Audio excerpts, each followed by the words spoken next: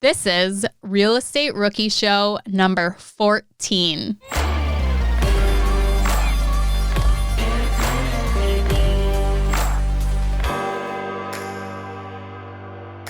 My name is Ashley Kerr, and I am here with Felipe Mejia, who is currently living the life of potty training. How is that going? Gosh. For so his son, funny. not him. Yes, hopefully not for me. It's for my son. So he's 2.5, and we decided to go ahead and start trying to potty training him. And he's doing really good with beepy, but he's really scared to go number 2. And I'm like, son, it's okay. Like, you're fine. And he's like, no, puppy, no, mama's scared. And I'm like, it's okay, buddy. Don't worry about it. So we're trying to potty train, but it's crazy. Before you give us too many more details, let's talk about our guest today, Robert Leonard. So he is a super busy guy. He has 2 podcasts of his own, full-time job, family, and yet he still finds the time to call 35 realtors to interview them about out-of-state investing.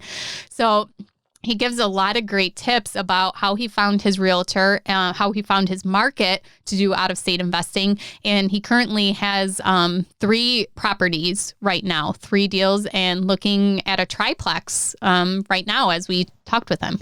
Yeah, he goes into, I think, some of the top 3 most important things for newbies, which is finding a great team out of state, buying a property out of state, and then finding a business partner to invest with him out of state. I mean, those are 3 hot topics that he talks about, and he goes into great detail about those things. So super excited to have him on the show. Let's go ahead and bring out Robert Leonard now. Hey, Robert, thanks for coming on the show, man. Super excited to have you here, man. Yeah, thanks so much. I'm super excited to be here. So why don't you tell us a little bit about who you are and give us some background on your real estate investing? So when I became a real estate investor, I did it accidentally. I didn't know I was becoming a real estate investor. I didn't really have any intentions of becoming a real estate investor. I was always a stock investor. I started learning stock investing when I was about 14 or 15 years old. I studied it for about 7 or 8 years. And then when I was graduating college, my parents told me when I went into college that when I graduated, started earning a salary, I would have to pay them rent. And it really wasn't a big deal. A lot of people have to do that, but I knew that I did not want to pay rent. For me, I wanted to own something. And so I worked nearly full-time all throughout college, and I purchased a property before I walked at my college graduation, my senior year. And so I ended up living there. And basically what happened was I had 2 bedrooms, and I never opened the bedroom door for the second bedroom for months. And I was like, well, I should probably do something with this. And so I ended up renting out that bedroom, and it covered about $750 of about $1,100 mortgage. I said, well, this isn't so bad. And I hadn't found BiggerPockets or anything like that. I don't know if house hacking was even a thing yet, or as a name. And so fast forward a few months, I found out, well, hey, this is a real estate investing strategy. I guess I could actually do this. Being a stock investor, I never thought that I could be a real estate investor. I always thought it was just for the wealthy and for the rich. And so that's kind of how I fell into real estate investing. That's awesome. I love the accidental house hacker. And Felipe, he calls himself the king of house hacking, right, Felipe? But actually, That's it's right. your mom that taught it to you, so you can't take all the credit. Right. A lot of people don't know that I actually picked it up from my mom, and then that's how he got started. I just kind of 10x'd her. But Robert, out of curiosity, were you never curious about that door, or what that door was for, or what was in there? I mean, did you just say, it's just empty space, I'm going to use it for storage? I didn't even use it for storage. I didn't use it for anything. I went in there, of course, during inspections, things like that, and when I moved in. But I mean, it was just a spare room that I didn't need, and I had plenty of space in the house, so I just never went in it ever. I just never, just kind of always walked past it. So what gave you the idea to rent it out, though? I'm sure you weren't just like, hey, I'm going to rent this out. Did somebody ask you? Did you see it on YouTube? I mean, what gave you the idea that, hey, maybe I can make some money off of this room? I'm not sure exactly. It just kind of popped in my head, really. I was just like, well, you had the epiphany. Yeah, I just had the epiphany. I think it was like innate, and it's kind of always been innate in me to be an investor and make business, do businesses, side hustles, things like that. So I said, well, I like to have toys. I like things with motors, and I want to buy some more. So how can I get some more money coming in? And that was just one of the ways. That's great. I love that. So what does your portfolio kind of look like now? So what was the next step for you after you did that initial house hack? So I've done more deals since then, but I've sold off some of my portfolio. So I've done about 6 deals, but I own 3 units right now. So from the house hack, I lived there. So it was kind of strategic, but it kind of wasn't. So when I went to buy the property, they were putting a special assessment on the property because it was a condo. So there's a homeowners association. And so that was holding up the purchase. And so I knew something was going on, but they didn't really release all the details. And I said, well, I'll buy it anyway and just kind of see what happens. And so I owned it for about 9 months. And basically what the special assessment ended up being was the homeowners association did a $7 million renovation to the property. Because they've never done any project like this, they had a big savings in their HOA fund.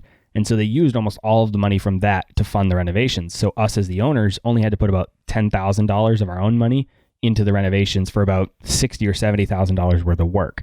We got all new siding, all new doors, windows, roof, parking lot got redone, pool, everything. So the community looked amazing after.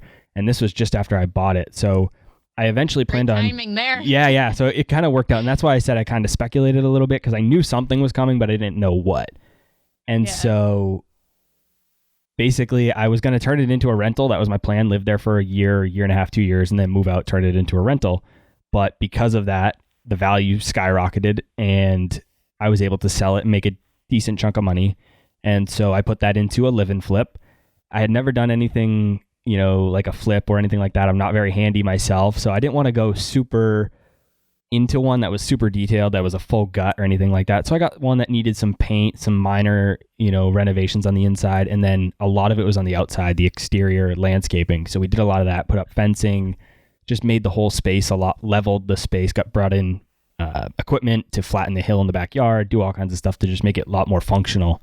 And so we've done that. I live there now. I'm about to sell it after about a year and a half of living here. I'll make about $50,000 or so on that. And I'm looking to buy another house hack. I just looked at a 3-unit to house hack yesterday. And so I'm looking to do a 3 or 4 unit for a house hack.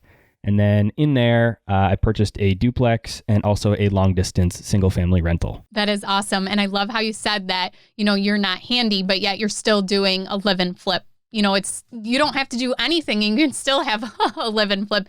You can hire everything out or find the property where there's the stuff that you can do, like the landscaping, the exterior work, the, cosmetic updates. And I can at least paint.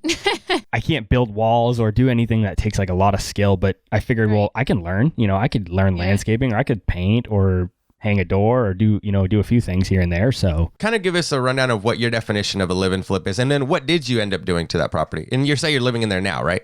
Yeah. So I'm there now. We're supposed to be putting it on the market, or I'm supposed to be putting it on the market in the next couple days or weeks. So hopefully we'll be selling that soon. But so basically a live and flip is you move into a property that's not 100% live in, like rent ready or live ready. So there's some things that need to be done to the property. Sometimes it could be more extreme and you can get a construction loan, kind of go through that way, or you can get something that you can still get traditional financing, which is what I did, but it still needed, cabinets were outdated, paint was outdated, needed some paint, maybe windows, like I said, landscaping, things like that. So what I did was I came in, everything was original, all the trim on the walls, all the paint, everything was original. So I painted the trim black and then I painted all the walls, did some small things to the bathrooms, updated the kitchen a little bit, and then a lot of it was on the outside. So where I purchased the property, people don't have a ton of land, and that's kind of one of the downsides to these properties is back in the 80s, they built a community of probably 100 different duplexes, and they kind of just threw them up all at once and made them all cookie cutter. And so not everybody got a ton of land. And that was the problem with this property is it didn't have a lot of usable space in the yard, and it's a super family-oriented area. So I figured if I can get some more space out of this yard, it'll probably add some value. So I brought in an excavator, excavated the backyard. It was a very steep hill. We were able to flatten it out, added a ton of space in the backyard, replanted grass. It was all just dirt. And then we threw up a fence, added has a huge deck, 20 by 10 deck. So it's a large deck, added some fencing and a bench around that. So the whole outside looks a lot better. It's a lot more oriented towards families. And I think that's going to help when I go to sell, because now someone with a family is going to be willing to purchase this property, whereas before it was more of a bachelor. So on this live and flip, what is your optimal hold period? Do you have a set time frame for a live and flip that you want to, shoot for? It really depends. I mean, at least a year, because for the financing. So you're going to want to keep it for a year. I could turn this into a rental, but I'd rather take that money and put it into a 3 or 4 unit. So it kind of depends on what your goal is. If it's going to be a rental, then of course you're going to just hold it forever. But if you're going to just flip it at least a year, But if you could do The it, seasoning period. So Exactly. some banks require that when you purchase a property, you hold it for a year before you go and refinance. And there's some banks that don't make you wait at all, some 6 months, some a year. There's probably banks that do longer than a year too. Just depends what bank you go to, but that's called the seasoning period, where you can wait to refinance. There's also some people wait to flip a house, a live-in flip, so that they get the tax benefit too. So is that 2 years or 1 year that you hold a primary residence and you don't pay income tax on the profit? You live in it for 2 years of the last 2 5 years. years. Okay. Yep. Okay. So, and what I like about the live-in you'd flip, have to hold it for 5 years and then live it as a primary residence. So that would work if you fix it up, you live in it for 2 years, and then you rent it out for the other 3, then sell it. You wouldn't pay income tax on it. you actually just have to live there. You don't have to own it for 5 years. You just have to live there for 2 years of the last 5 years. Oh, okay. I see. Okay, cool. Learning something new every day. There you go, Ashley. Yeah. Start taking notes. I just always wanted to do house hacking or a live and flip, but we built our own house, like hopefully our forever home, a couple years ago. And I'm always interested in the wealth creation from, jumping from house to house like that. Sorry, Felipe, go ahead. Oh, no, you're fine. Hey, Robert, was there anything that scared you about having a live-in flip? I know that a lot of people all ask me a question and say, hey, that's a concept that I would like to do, but, I'm not handy. I'm not going to be able to fix anything. So I'd rather just buy a house that's, move-in ready. And usually what I tell them is, well, when you do a live-in flip, you're going to be able to add value. You're going to, you're buying it at a lower cost because it is not rent ready or live ready, like you said. It is livable, obviously, but there is upgrades that need to be done. Was there anything that scared you about moving into a property that wasn't quote unquote rent ready, Not really, because I was very conservative with this. This is a property that a lot of people would move into and be completely fine with it the way it was. And so I knew my downside was pretty small. The part that kind of made me a little nervous was just, I was going from the condo that I lived in before was very nice. Everything was modern. It was perfect inside, it had just been remodeled, everything like that. So going to something that was a little less, up to date, if you will, was a little nerve wracking. But in terms of doing the live and flip itself, no, I really wasn't, because like I said, nothing was major. And worst case, if I ended up not being able to do it myself, those things didn't have to get done for me to be able to sell the property in the future. And so I knew I was limiting my upside in terms of profit potential, because you're not going to add a ton of value by throwing paint in the wall. But I figured, hey, it's a conservative, low risk way for me to give this strategy a try.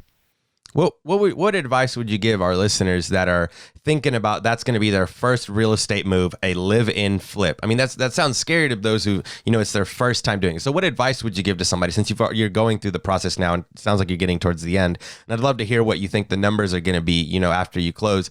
But before we get to that, what is some advice that you would give to our listeners, regarding a live-in flip, if they're like on the fence about it? I think the biggest thing is to manage your expectations. If you go in and you buy something conservative, kind of like I did, you're not going to expect to make $100,000 in value add in in a year or 2 years. You need to be able to maintain those expectations, because it's really an expectations game. Because if you come into this and you expect to make $100,000 and then in 2 years you go to sell and you only make 50, you're going to be like, oh, this real estate thing isn't really for me. It's not great, or, But you still made 50 grand. Right.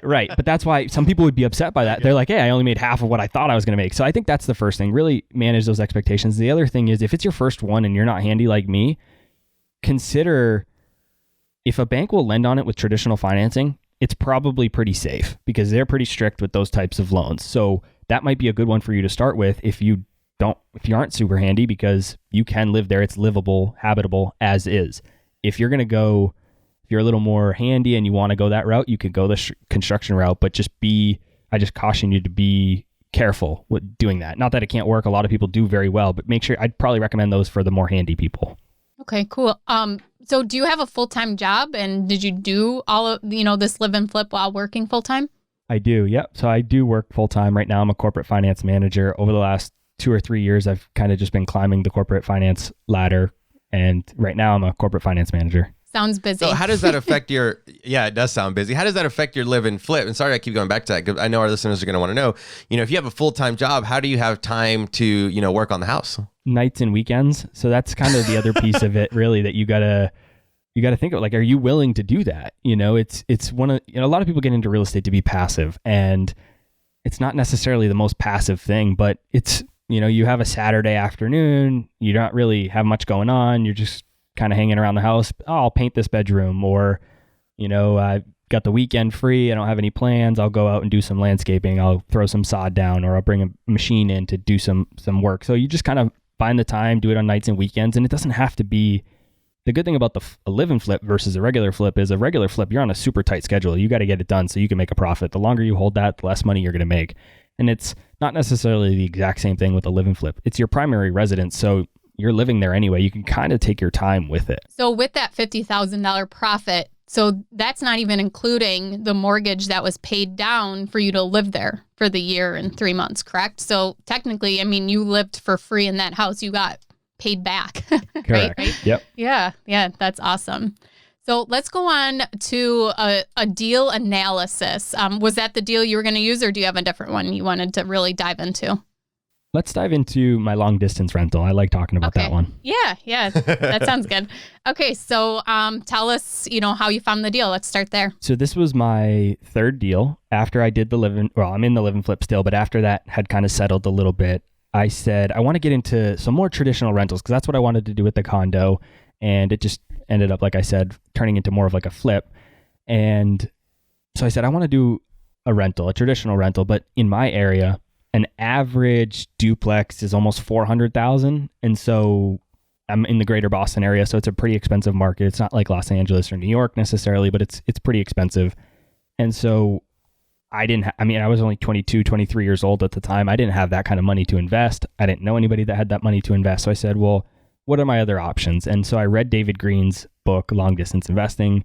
And I said, well, I can do this. And so I decided to buy a long distance rental. And it's kind of funny because I always told myself I'd never buy a single family. I always was super against it. I never wanted to do it. And then I got kind of stuck in paralysis by analysis, and I wouldn't buy a deal. And then I said, you know what? This single family came across my plate. I said, this is a great deal. I need to just buy it. And so I did. Robert, I think it's really important for people to kind of take in what you just said, where you got into an analysis process because you were looking for a very specific type of property, and you were like, no, I'm not going to do single family homes. But I think once people analyze their goal, their personal goal, and they stop measuring, rentals based on everyone else's analysis, and you finally just do it, like, what is going to benefit, Robert right now? And this deal makes sense. And just because it doesn't fit the quote unquote mold that you think it should, right? If the numbers make sense, it's just 4 walls and a roof anyways. So like you said, it's a single family home. It might have not been what you were actually looking for, but it probably did meet your personal goal. And that's why you were able to pull the trigger, because you stopped looking at it as, well, it's not a multifamily, so I'm probably going to pass on it. Or it's not a mobile home, so I'm not going to buy it. But no, it's like, okay, it's a single family home and the numbers make sense. And if the numbers make sense, that is what's most important. You're able to let go of your emotions of purchasing that property. Does that sound about right? Yeah, that's exactly right. It was a completely emotional thing. I had no rationale as to why I only wanted to do multifamily. I just kind of always thought that single family was more risky because you only have one tenant. So I kind of hedged that, and I just said, like you said, the numbers make sense. I just need to do it. It was my first rental, so real rental, traditional, and out of state. So I said, I'm never going to progress. I'm never going to continue to build my portfolio if I don't just jump in and do this deal. A couple weeks ago, we had Jay Scott on the episode, and his first deal ever was his wife. They looked at like 100 houses, and his wife said, that's it. The next house we look at, we're buying. And they bought it. And that's how they got over their analysis paralysis. Yeah, I actually had Jay Scott on my show not too long ago as well. And he said the same story. I think they ended up buying 4. I think they bought 1 and then they ended up buying 4 right away. Yeah. That's awesome. And it's like we tell everyone, you're not going to become a millionaire on the first one. It's the lessons you learn, right? And Robert, you went out of state with your first single family that you were completely against, and it's probably crushing it. I'm excited to hear the rest of the story, but I just want to let people know that it's about taking action, right? And your fear might have been, well, it's out of state and it's a single family home that I swore I wasn't going to do. But maybe in that market, that single family makes sense, right? So it's just different markets, different areas, and you need to run your analysis just based on the numbers, take the emotion out of it. So what happened next, Robert? Tell us. So basically what happened was I said, all right, I'm going to go out of state. I could have, I can't really afford here, and it's not really an afford thing. It's just, I don't want to buy a duplex for $400,000 up here. The numbers aren't as great as I can get in other parts of the country. I kind of had a lot of things that kind of all came together as I knew I wasn't taking enough action. And then I learned a quote, and then David Green has said it before and a couple other people as well. So I'm not sure who originally coined it, but they basically said, live where you want to live, invest where the numbers make sense. And that really hit me. And I said, I'm not taking action. And I just heard this quote, I need to go after these two things. And so I analyzed demographic data for about 7,000 cities across the US. My background in finance, I do a lot in Excel. So I was able to analyze a lot of data that way. And basically I narrowed it down to about 20, 25 cities that I enjoyed or that met the demographic data points that I need, which made me think that it would potentially be a good investment. And so then I started calling around to see if there were investor-friendly agents in those areas. And then once I determined which ones had investor-friendly agents, I then looked at some of the inventory on the MLS, not necessarily because I was going to have to buy from the MLS, but I think it's a good indicator as to if there's any inventory there. If there's nothing on the MLS, you're probably going to have a hard time finding something even off market. So that's kind of what I did. I narrowed it down to about 10 cities, and then I just started spreading offers out pretty much as I could on a bunch of properties. And then once one hit, I went with it. Man, that's a great story because that's you taking action. And I want to dig into that a little bit more. First question, and then I got a question after that. But the first question is, where did you get the data that you needed for that? Was that just like on Realtor? Or, I mean, where did you get that data? So that's from a website called city-data.org. city-data.org. We'll make sure to put that in the notes. And then my second question is, so everyone talks about real estate friendly and right, like, are you a realtor that's friendly to real estate investors, right? Or is your lender real estate friendly? So what does that actually mean for you, Robert? Because I know that different people have different definitions of real estate friendly, right? So what does that mean for you when you're looking out of state? How does somebody find a friendly realtor to real estate investors? Yeah, I think that's a really good point to make because I think there's a couple different types of investor-friendly agents. If you ask any agent, and you say, "Are you investor-friendly?" Of course I am. Yeah. Everybody will say yes. So that's not enough. You need to dive a little deeper. And so I think you have local investor-friendly agents, and then you have ones that are going to help you when you're long distance. And I think they're totally different types of agents because one needs to be more hands-on if that's how you're going to build your team, and the other one just needs to be more like a regular agent, but needs to understand some of the investor terminology. So for me, I knew I was going to be long distance, so I needed to find a really good agent that understood the area so that they could tell me where I needed to invest. So I was able to use demographic data to find the city. Overall, I was very comfortable that this was a good city, met every characteristic that I wanted in a city. But the best city in the world is going to have bad neighborhoods, bad areas, things like that. So I needed to rely on this person to help me navigate the good neighborhoods. And I, of course, called for multiple opinions, but the agent needs to be able to tell me that. And so what I look for was somebody who was an investor themselves, someone who understood the terminology, who could have a conversation with me and understood the types of things that I was talking about. It's kind of hard to explain, but you get a feel as to how that conversation is going as to whether or not they understand what you're talking about. And then the other thing was, are they willing to go above and beyond what's needed? So on long distance, I'm going to need somebody to go in, check out the property for me. I need somebody to go there for the inspections. I need somebody to do the move in, move out checklist for me. I need them to do, if the tenant locks out their keys, they need to be able to provide me with a locksmith or just have a big network. So I look for someone that has a huge network of people, real estate professionals that I can connect with. And so those are really the big things that I look for in an agent. So to recap, you make sure that they have real estate themselves, right? So are they an investor? Second, do they know the terminology, right? ROI, just CapEx. Like, do they know the terminology that you're talking about, or do you have to sit there and define it for them, right? And then the third one is their network. Do they have a large network of individuals in the city that it's going to positively affect Robert's goal with that property that he's potentially going to buy? Great points. I love it. They also need to be able and willing to go a little bit above and beyond. So for the inspection, I needed someone that was going to be my boots on the ground there. So he was literally on FaceTime with me walking through the inspection. And I think this is one of my favorite points to make when I talk about long distance, because people look at me, especially my family, who's not really an investor, and even my friends, they say, "You're investing long distance. Like, what are you doing? You're crazy." And I said, "But guys, I don't know anything about this kind of stuff. So if it's my next door neighbor's house that I buy, if I go in there and I'm looking at something, I don't really know what I'm looking at anyway. So what I'm going to do is I'm going to hire a professional that's going to come in, give me their opinion, and tell me what's right or wrong with this property." And so basically when I go there, as long as I'm on FaceTime walking around with the inspector and my agent, it's essentially the same thing. So that's just an example of one of those things that my agent needs to be able to do for me is during the appraisal, during the inspections, things like that. Walk around with your phone on FaceTime so I can actually see what's going on. Show me the property. That's a really good point because a lot of people talk about out of state investing. How do I find someone I can trust? You know, the realtor. Well, do you trust yourself to make those judgment calls on things that, you know, a professional can do for you? So I really like that a lot because even for me, one of my goals this year is out of state investing. And it's like finding a team I can trust. But also like if I go into a property, I definitely know a lot more now than I did years ago, but I'm not going to know anything about that market. And I need to, the realtor is going to know better than me anyway. So I don't need to go there and to study, you know, does the families that want to rent there, do they want, you know, a backyard or would they rather an extra bedroom, stuff like that. All of those are things that I'm going to trust a real estate professional in that area to know.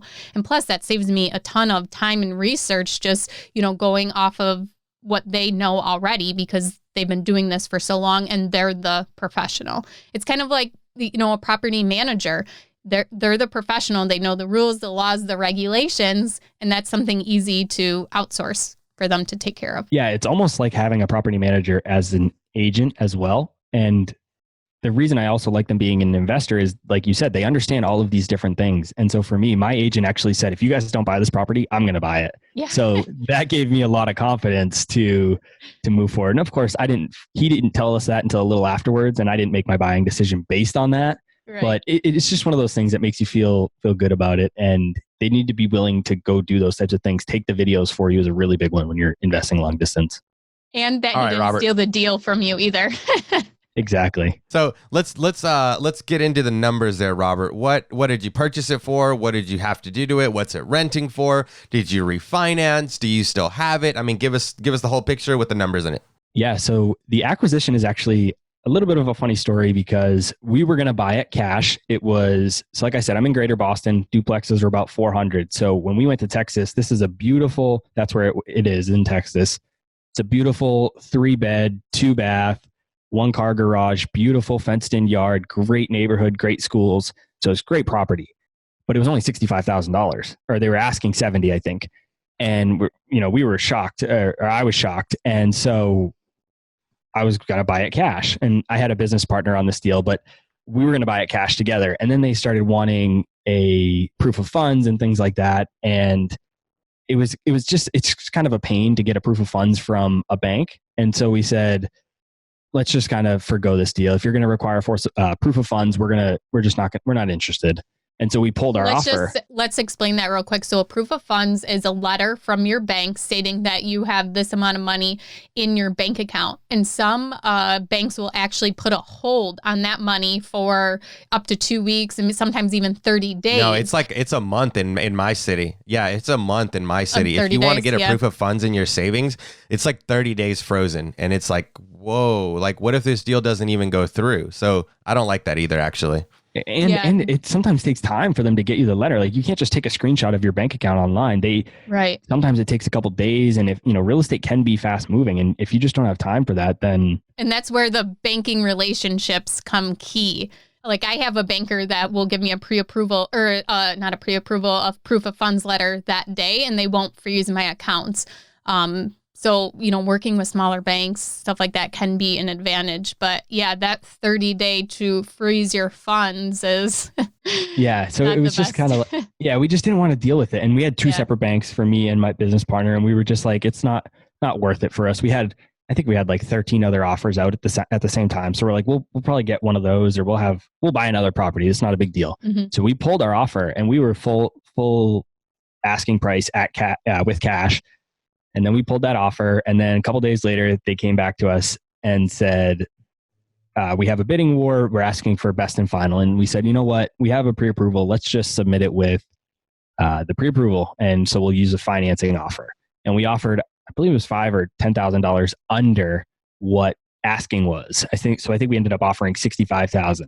And we actually got it. Apparently they had 7 offers, they said, and we got the property at 65. And so I don't know how or why we got it. We didn't even offer full asking But I still to this day think it might have been because they knew we went in with cash. And I think in the back of their mind, they knew we would close. And I think that might have helped. I don't know for sure. But yes, we ended up getting it for 65. Oh, 100%. Yeah. That I would have remembered the cash offer too. Because if somebody would have offered even $1,000, $2,000 more than you did, but it was bank financing, that's risky to me. I'd rather lose $1,000 and make sure that Robert's going to close with cash. So yeah, well, we 100%. Ended up coming in with the financing offer. That's what we did. Nice. So we ended up using the financing, and but I think they knew that we originally offered cash. So anyway, we ended up getting it for $5,000 less than asking in a contested bid, and then so we went through the process. My agent, like I said, helped us through the process of the inspection, the appraisal, all of that. So you never saw the property?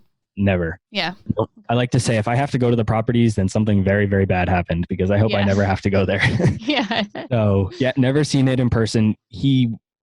During the initial showing, he took great videos, showed us everything. He's an investor, so he knew what to look for and sent me really quality videos of what I needed to look at. So went through the inspection, got all of that done, and then closed on the property. We were able to get a tenant in about 2 weeks. It was the strong rental market, and it rented for $900. And this was pretty much turnkey. You didn't turnkey, have to do anything. No, right. So straight off the MLS, turnkey. No renovations needed to be done. We've had some small repairs that we've had to do here and there, but nothing major by any means. And so rented for $900. Our total mortgage with taxes, insurance, I think is like $350 or $400. You have your reserves that you have to take into consideration, repairs, maintenance, CapEx, things like that we put money aside for, but it's cash flowing about $300 a month. That's great. When did you purchase the property? 1 year ago this month. Well, congratulations. Is this a cash flow play for you? Is it an equity play? Is this reinvest the money and buy more in that city? What's the play with the property? Just a rental for cash flow. It's one of those things with the Midwest is you don't often get a lot of appreciation. Usually it's more of a cash flow type play than you do get on the coast.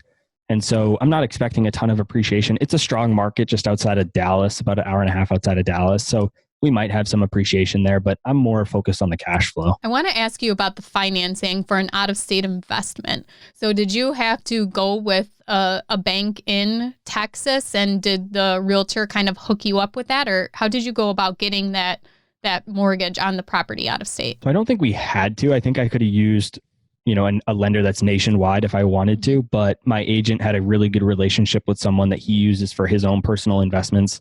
So he gave me the connection. I reached out to them, and we decided to use them. Everything done online, right? Yep. Yeah. Everything was done online. And then when we did the closing company, the title company just FedExed me next day, the envelope. So the night before closing, they send you everything, and then they tell you not to sign it until the day of closing. You do that on the day of closing. You go to your local bank and get it notarized, or wherever you want to get it notarized. And then you next day air it back to them, and they get it back the next day. And then you get the keys. I did bank financing once on one of my rentals for an online bank. So they don't actually have a branch, and they do mortgages and stuff.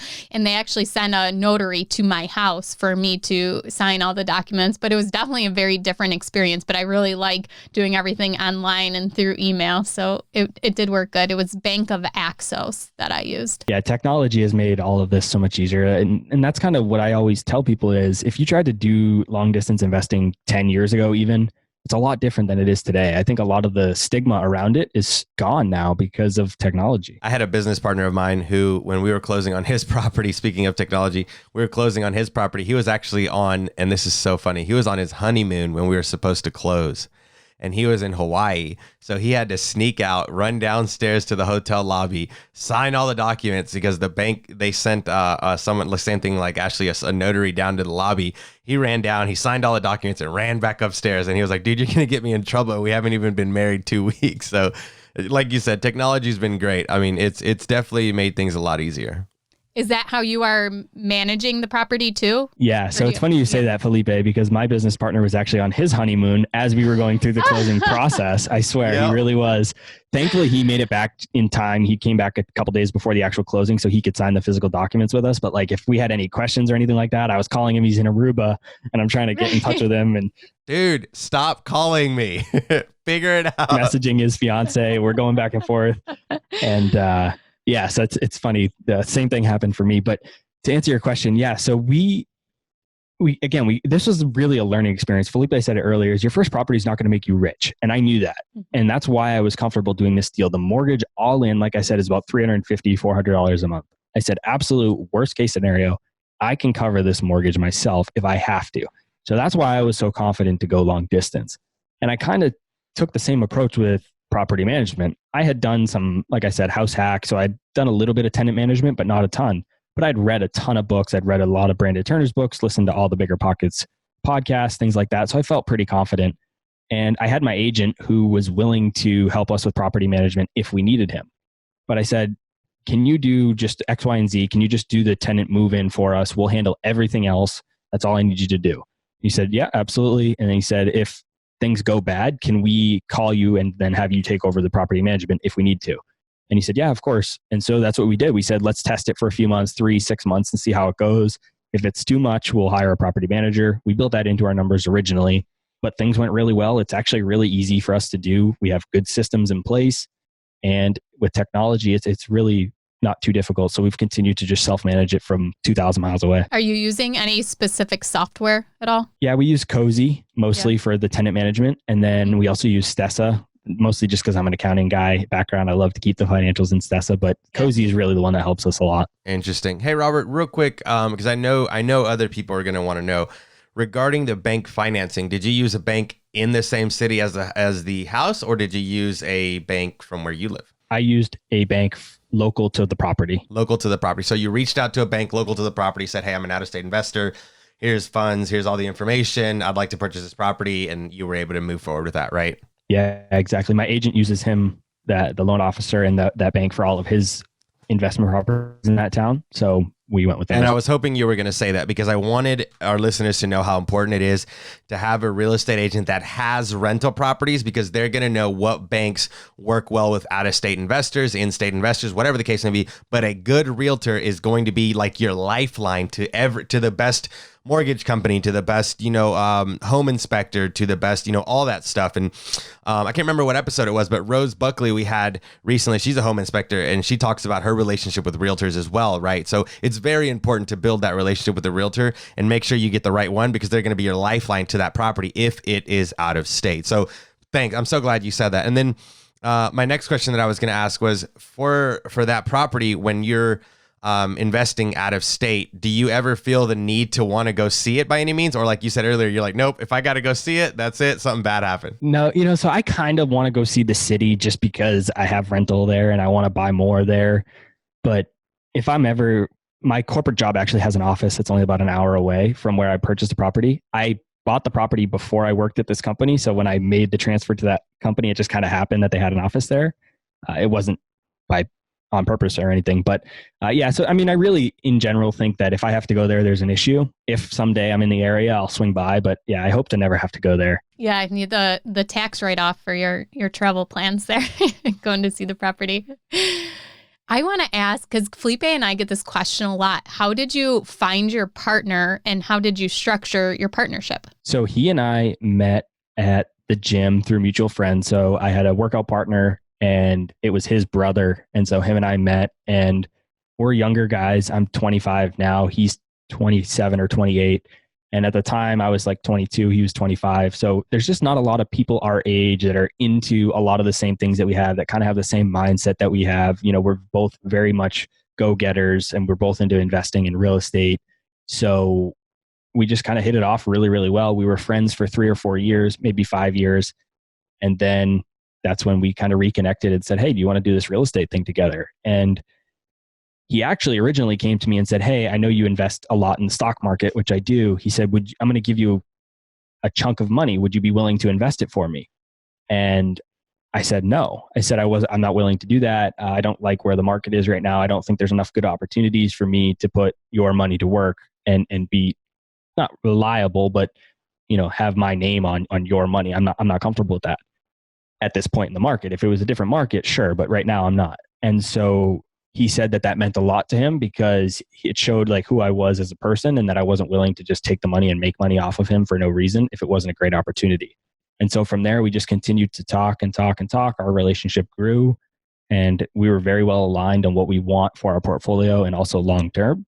So we just decided to become partners together, and we basically just split everything 50-50. So 50 money in and 50 of the, how do you kind of separate the responsibilities? So if you're self-managing, is one of you doing the bookkeeping and another one responding to tenants? How does that work? Yeah, so I do the bookkeeping. I'm an accounting finance guy, so it just kind of falls in my lap, and I actually enjoy it, honestly. And for the tenant stuff, we just split it really. If sometimes if I'm available, I'll take it. If he's not, if he's available and I'm not, he'll take it. We don't really get a ton of requests, really. I mean, the property's in good shape. The tenants we make sure we get really good tenants in there. So it's really not been a huge burden on us. Yeah, Robert, how do you find good tenants out of state? You said we find really good tenants. You're out of state, so how do you make sure you get the creme de la creme of tenants? We look at people's credit history, background checks, employment history, and that's really the biggest things that we're looking for. And, rental history, how they've done in the past, we call references, things like that. So really we're just looking for the best of all of those options. And then we've set the criteria so that if people meet these criteria, they're going to be likely going to be good tenants. I mean, you never know what anybody's going to be like until they're actually a tenant for you. But by having strong criteria that we've read and gathered from Brandon Turner's books, we were able to get good tenants in there. Yeah, on Brandon's podcast today, so the BiggerPockets Real Estate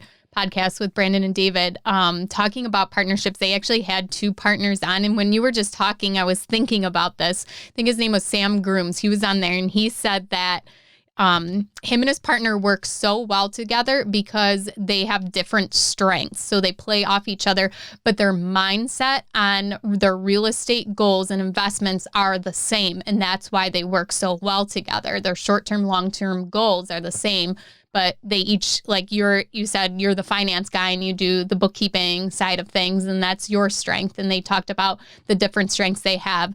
So I think that anyone looking for a partner, go out and look for someone that maybe is better at something that you're not. And you guys can kind of use your strengths to each other's advantage. And then, but make sure your goals are the same. So plan it out. Well, what do you want to see 6 months from now, a year from now? What do you want out of investing in real estate? Do you want, time freedom? Because your partner might want to be hands-on for everything to save more money. So it's definitely, I like to call them alignment meetings, where you sit down with your partner and make sure that your goals still align, whether you do it quarterly, every year.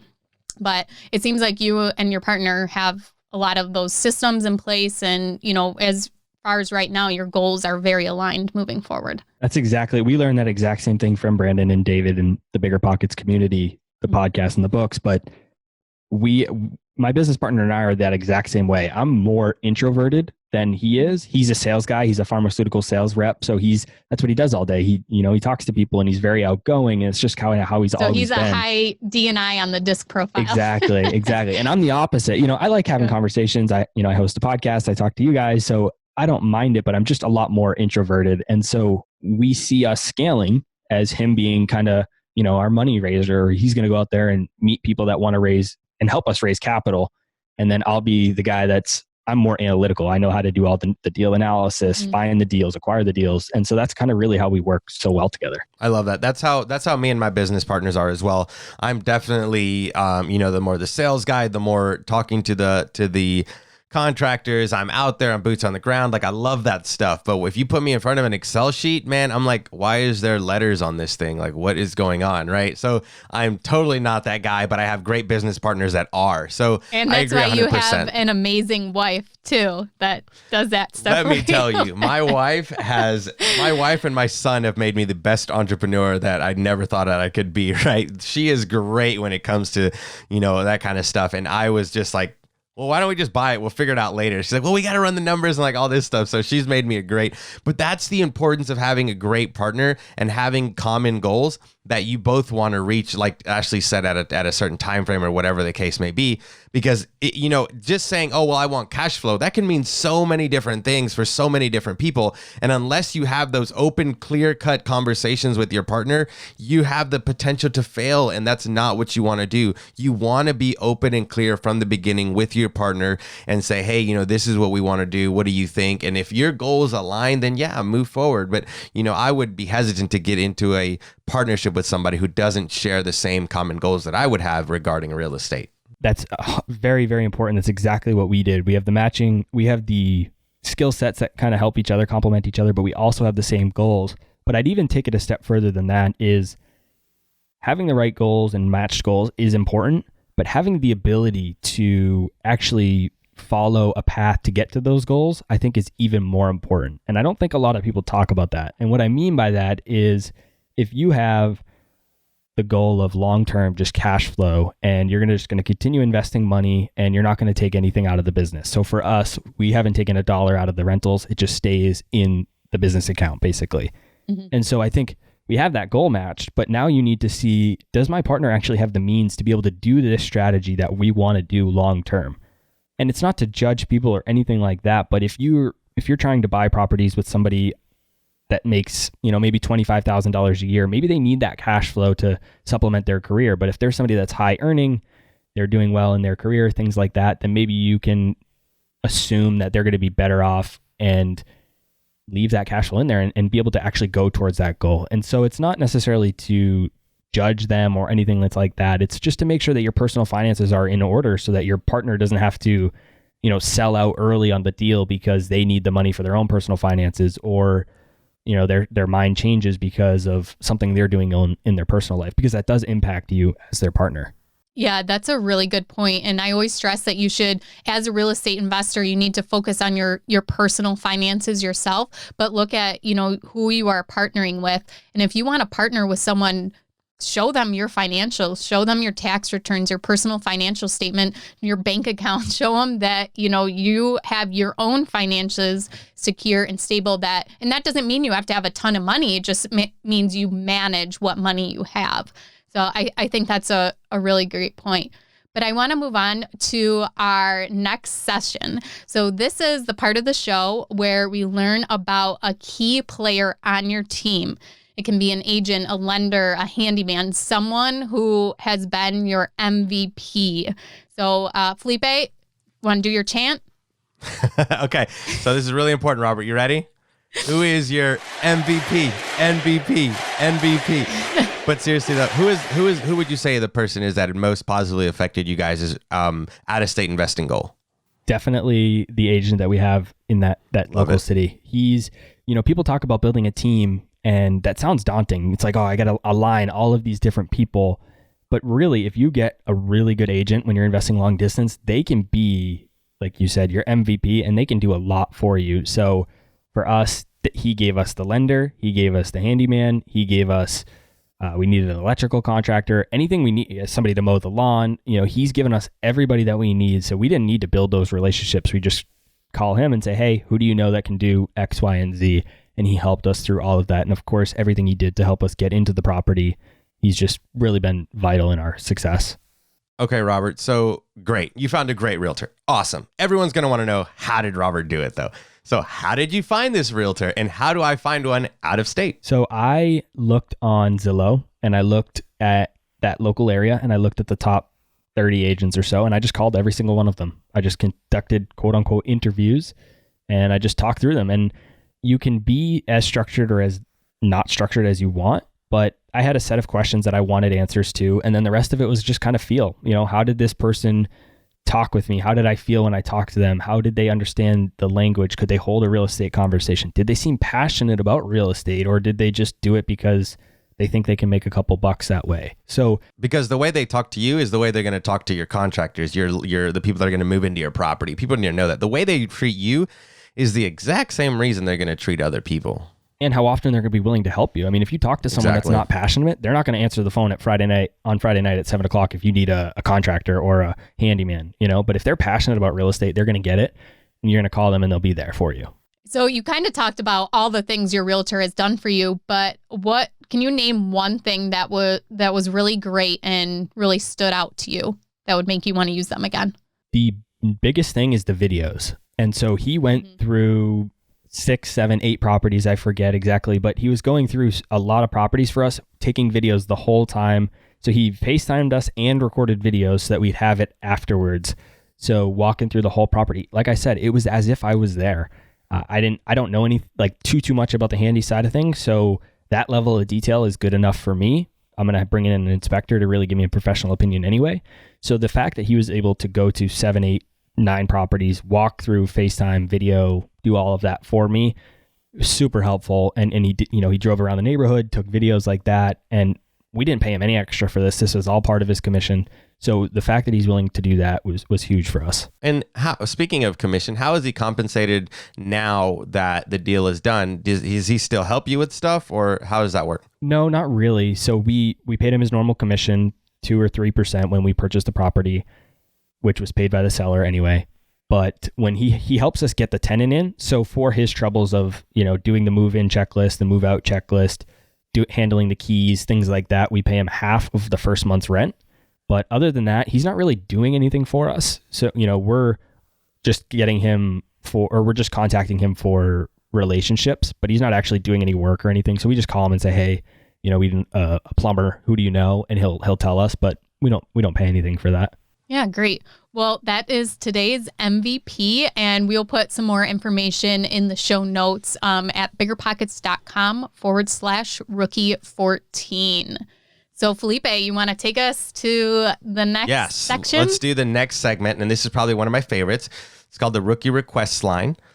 We have a few more questions. So basically, the Rookie Request Line is where you can call in at 1-888-5-ROOKIE, and you can leave a voicemail, and we'll read it on the show. Robert, are you ready? I'm ready. Hi, my name is Jorge. I'm from San Francisco. My question is, how do you legally organize your properties? I read in the book that you should put each individual investment property in a single LLC, whereas I feel that is a lot of work. It seems to provide a lot of legal protection. Thank you for your time. So when I first started real estate, I said I'll never own a property outside of an LLC. That was the only way I would ever do it. And then as I got more educated, I have a podcast, which I'm sure we'll talk about later, but I talked to a lot of people about this on the podcast, and then I just got more educated on it. And I realized that there's a lot of different things you can do to get yourself protected. And so we bought that property. We were going to transfer it to an LLC afterwards because it's very hard to get financing for an LLC, especially on this type of property and what we were doing. So we were going to quick claim it to an LLC, but then we quickly learned that we'd have to pay taxes in the local area there and where we live, business or formation costs basically. So another almost $1,000 to form the LLC locally there in Texas. And then it's really cheap up here in New Hampshire. It's only about $100. So it just didn't really make sense for us to do that. So we decided to just keep it in our regular name. So I would probably recommend, until you start scaling or you're going to have financing terms where you can do an LLC. So if you're doing 5 units or more, I would recommend probably just doing an LLC. But if you're doing less than that, I think it's fine to keep it in your personal name. Just make sure that you have the insurance policies, everything, all the paperwork, everything in order so that you're covered. Yeah, that's really important, is the insurance policy. Get an umbrella policy covering you and your partner on that property, especially if you're not going to have the LLC. So that's a great tip. And make sure you have, still have an operating agreement together for that partnership, stating who's responsible for what now if something happens and later on. And I also like to recommend life insurance. Do you guys have life insurance policies? Felipe knew I was about to say that. This is funny because I was waiting for it, because Ashley goes a step further, and she's like, not to be morbid, but she's like, if my partner dies, I want to buy out whoever was going to get the other half of this property. Ashley, tell them, but you get like a life insurance on top of all your insurances on your business partners. Yeah. So, I became a licensed insurance agent, so I have to make commission off myself. But of course, I get in a life insurance policy on my partner. They get one on me. So if one of us were to pass away, then the proceeds from that life insurance policy would be used to buy his family out. So instead of me becoming partners with his family automatically, I would retain 100% ownership, and then his family would receive a lump sum payment for the ownership in that. And there is like a calculation in our operating agreement that we have a buy-sell agreement too. So if one of us wanted out of the property, what would happen, or if we decide to sell it, and then it also states the term of one of our deaths. And there is like a calculation to, put a value on the property and how much should actually be paid out to. I don't know it off the top of my head. I think it's actually different for each of my partnerships, but yeah, I don't do that yet. And it's funny, Ashley, we recorded a podcast together just the other day, and you had told me about that life insurance strategy. And ever since then, I've been thinking about it, and I think it is a really good idea. You can have your like your company.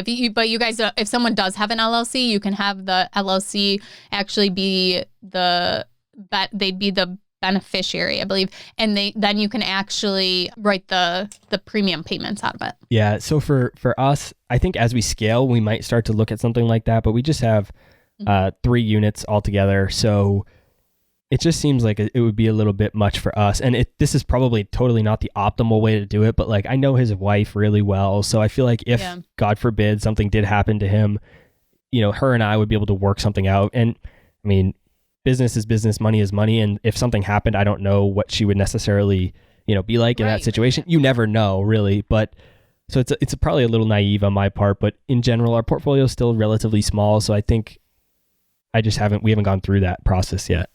I like to say whatever makes you sleep at night is what matters. And I'm able to sleep well at night right now. So right, exactly. Yeah. Okay. So the next thing we have is just a bunch of random questions that Felipe and I stay awake at night thinking about what to ask. So Felipe, go ahead. You can take the first one. Sure. Robert, I'm wondering, what were you like in high school? What clique were you a part of? You said you're an introvert, but you have 2 podcasts. You're doing this one. It sounds like you're pretty outgoing. So what were you like in high school then? My earlier days were a little bit different than they are today. So basically growing up, I had no intentions of going to college, nothing like that. I was a motocross racer and I was on path to become a professional motocross racer. So I missed a lot of school when I was younger, not so much in high school because I stopped my freshman year, but I always just kind of hung out with athletes, but I also hung out with, more businessy type people as well, or quote unquote nerds, because I'm a huge nerd, but when I was racing, I had no intentions of going to school. But once I stopped racing, I said, well, I got to do something now. And so I got really, really into investing and studying Warren Buffett, things like that. And I became a huge nerd. I had never read any books before that. And then after that, I've started to read a ton, built a huge personal library myself. So started to hang out with a lot of the nerdy group, but I played sports in high school as well. I played baseball, basketball. So I was also hanging out with those folks as well. Can you give us a little insight to your morning routine if you have one? Yeah, well, we're recording this during COVID-19, so my morning routine is thrown off a little bit, but during the normal course of life, usually I'm up around 4:30, 5 o'clock. I'm at the gym by 5:30, out of the gym around 6:37, at the office by 7:15, and I work my corporate job till about 5, and then go home, hang out with my family for a few hours, usually till about 7:30 or 8, and then they all go to bed. And then I hop back on my computer, do more work, do podcast work, do, all the different side hustles I got going on. Call 35 realtors. Call realtors. Well, thankful is I'm able to do that during my corporate job too. I'm doing Excel work, so I'm able to call them and have that conversation. Yeah. So that works really well for me. That's awesome. So I got a question for you a little bit off the list here that we have. Robert, if you could have a drink with anybody, dead or alive, who would it be and why? Warren Buffett. Because I knew you were going to say that. That's a great answer. That was easy. Because I've studied him. He's been my idol for 10 years, and I think it'd be him. Okay, well, the last question we have is a little bit of rookie hazing.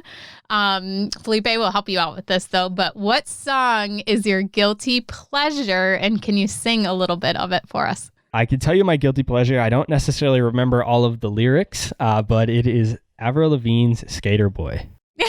All right, he go for it. He was a skater boy. Exactly. You know the words. That's all I know. Yeah, me too. That's all I know too. Okay, great. Well, I'm sorry I took it away from you. No, that's okay. You do it much better than me. Well, that's like one of the only songs I've known that people have said. Most of the times I have no idea. A lot of times we'll ask people ahead of time, and Felipe and I have to look it up on YouTube and try to figure out some of the lyrics so we can sing along. Yeah. It's my guilty pleasure song because people have always doubted me, and like they did in the song. And then ultimately he becomes successful, and that's kind of why it's my guilty pleasure song. I hear you, Robert. That's awesome. Well, man, just kind of to close it all up, man, where can people find out more about you? Tell us about your podcast. Where can people reach out to you if they have questions? The best place to reach me is on Instagram. That's where I'm the most active, or in our Facebook group. But if you want to listen to more of my content, I just recorded recently interviews with you, Felipe, and also you, Ashley. They should be coming out around the time of this interview as well, so you can come listen to those. I have 2 podcasts. One is called Millennial Investing. So on that show, we talk, it's generally geared towards people that are about 22 to 35 or 40 years old. And it's mostly about stock investing in personal finance and side hustles. And then I also have a second show that's just called Real Estate Investing. And on that show, we talk about all different types of real estate investing for relatively newbies to medium of the road type investors. So really, you have to have nothing going on if you want to find the time to be an out-of-state investor. Man, you have a lot going on. That's awesome, though. But can you give the name of your Facebook group and the name of your Instagram handle? Yeah, so my Instagram handle is just the Robert Leonard, and that's Robert Leonard.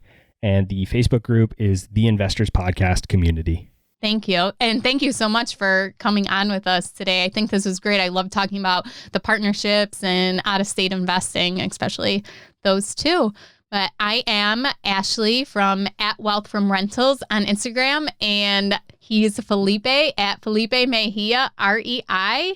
And don't forget to join our Facebook group. We're almost to 7,000. So search Real Estate Rookie on Facebook. And if you guys like Robert, ask him some questions in there when this airs, and he'll be more than happy to answer them for you. Absolutely. Thanks so much for having me, guys. Thanks, Robert. See you later.